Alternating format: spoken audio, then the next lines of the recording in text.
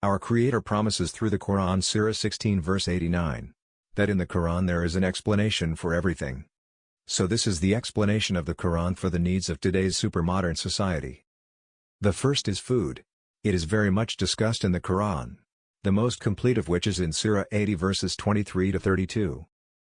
The second is fuel. At least it is in Surah 36 verse 80, Surah 24 verse 35 and Surah 56 from verse 71 to 73.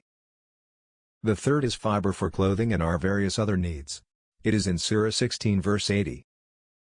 Fourth is flavor, which is what makes our food delicious to enjoy, which is stated in Surah 23 verse 20 and Surah 2 verse 61.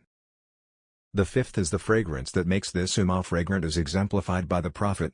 The inspiration is in Surah 55 verses 12 and 38. The sixth is feedstock to produce all our needs that have not been mentioned before.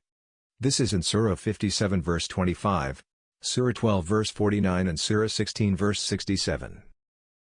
And the last seventh is fun. It is not taboo in Islam about this pleasure but directed. The inspiration is in Surah 3 verse 14 and an example of its implementation in Surah 16 verse 6. But all these instructions and lessons must be really practiced so that it can be a real solution to overcome all life's problems. For this, education, training, mentoring and coaching are needed starting from activities that are most upstream or on-farm, in basic or off-farm industries, and up to downstream industries and direct users. For on-farm activities, best practices must be developed starting from seeding, planting to harvesting and post-harvest handling. For off-farm activities, we must be proficient in processing our agricultural produces into basic products, fuels and various raw materials needed for downstream industries. For downstream industries, commercials and end users, we must educate them to be creative in the use of our own domestic resources, and reduce dependence on raw materials and other people's products.